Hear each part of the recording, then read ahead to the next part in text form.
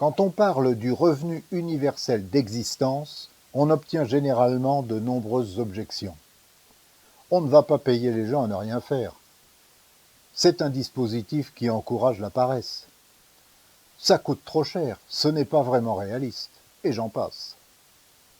Il faut dire que le RUE est une somme versée tous les mois, sans condition, à chaque citoyenne et à chaque citoyen pendant toute sa vie. Somme insaisissable et non imposable. Le dernier livre de Benoît Hamon, Ce qu'il faut de courage, plaidoyer pour le revenu universel, a pour ambition de prouver, au contraire, que ce revenu est non seulement réaliste, mais surtout qu'il est la véritable solution aux nombreux problèmes sociaux et environnementaux que l'on observe en France aujourd'hui. On connaît Benoît Hamon. Il a été député, ministre et candidat à l'élection présidentielle de 2017. Une des idées forces de son programme était justement la proposition d'un revenu universel d'existence, un RUE. Son dernier livre est véritablement un plaidoyer. Une argumentation à la fois philosophique, culturelle, politique, écologique et économique en faveur du RUE. Il s'interroge sur la notion même de travail et sur sa place dans la vie des femmes et des hommes au XXIe siècle. Et si le travail, généralement confondu avec l'emploi, a été pendant ces derniers siècles la valeur première de la vie pour des motifs autant religieux que pour des raisons économiques et sociales, avec le développement du capitalisme libéral, il n'en est plus tout à fait de même aujourd'hui. La concurrence mondialisée que nous connaissons, la course à la compétitivité et à la productivité ont supprimé de nombreux emplois, libérant ainsi du temps pour soi. Et la poursuite effrénée du progrès technologique n'a pas de limite, comme s'il était une fin en soi. Alors, les femmes et les hommes ne travaillent-ils plus? Le travail se limite-t-il à l'emploi? Et plus fondamentalement, qu'est-ce que le travail? Qu'est-ce que travailler? Le temps pour soi, en réalité, n'est pas un temps inoccupé. Il est souvent consacré à une production de biens et de services.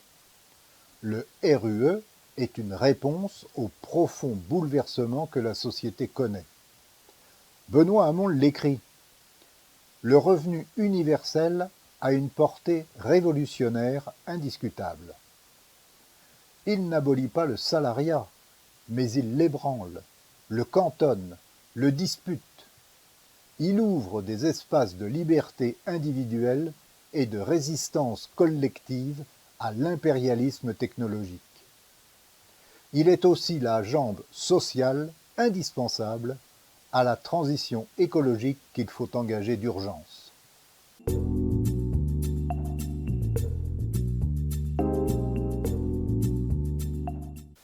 La première série d'arguments est écologique, effectivement. La mesure du progrès est le PIB, le produit intérieur brut, comme s'il s'agissait d'un Graal vers lequel il fallait tendre. C'est oublier que le PIB est une recherche sans fin d'une plus grande production de biens et services pour satisfaire une consommation toujours plus grande, quitte à fabriquer des produits à bas prix de qualité médiocre. Comme si toute la richesse, et la seule richesse, résidait dans cette mesure. Où mène cette course folle, sinon à la destruction de notre environnement, à l'épuisement de notre planète? Il est donc urgent de changer d'indicateur pour y intégrer de nouvelles dimensions. Il ne s'agit pas d'abandonner la notion de richesse matérielle, mais de considérer que la multiplication de celles-ci correspond à des activités ayant des effets néfastes. Pollution, destruction de forêts, production d'armes, etc. Et de citer Bomkedeli dans son livre. Le PIB mesure tout, sauf ce qui fait que la vie vaut d'être vécue. Il serait ainsi important de concevoir un indicateur qui intègre les dimensions écologiques et sociales afin de tenir compte du fait que le travail n'est pas uniquement salarié et rémunéré. Le bénévolat ou les productions domestiques sont dans ce cas. Le revenu universel d'existence est un revenu stable qui permet de se projeter dans le temps long et modifie les critères de choix des acteurs économiques. Il est le pilier social de la transition écologique. La deuxième série d'arguments est politique. Benoît Hamon est un homme de gauche et la gauche est morcelée, pour ne pas dire atomisée, en panne de projet. Il lui faut reconstruire un projet de société crédible, rassembleur et véritablement novateur, faute de quoi elle est pour longtemps dans l'opposition. Le RUE permet aux femmes et aux hommes de considérer le travail avec des yeux différents, de ne plus l'assimiler à l'emploi qu'il faut absolument trouver à plein temps pour avoir une chance de vivre à peu près correctement. Cette distanciation qu'il nous propose par rapport à l'emploi peut paraître étrange, mais elle permet de choisir les activités que l'on veut exercer. Certaines seront d'ailleurs rémunératrices, d'autres ne le seront pas. Le poids du demandeur d'emploi dans la négociation devient alors très différent. Le rôle émancipateur du RUE devient manifeste. Le revenu universel est aussi la reconnaissance et la concrétisation de l'héritage de tous ceux qui nous ont précédés. Notre capacité à produire des richesses aujourd'hui ne vient pas de nulle part. Elle est due à tout le savoir accumulé depuis des siècles. Ce potentiel de création appartient à tous et ouvre droit à une première distribution de richesses.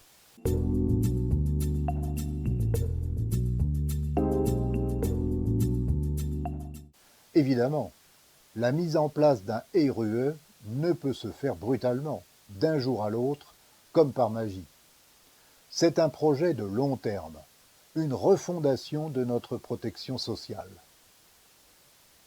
C'est un choix politique équivalent à celui fait au sortir de la Seconde Guerre mondiale, lors de la création de la sécurité sociale. À cette époque, personne ne se posait la question de savoir si elle était finançable. C'est le mécanisme qui a été choisi. Aujourd'hui, elle rend de tels services qu'on ne peut imaginer ne pas l'avoir. Le revenu universel d'existence est de cette envergure.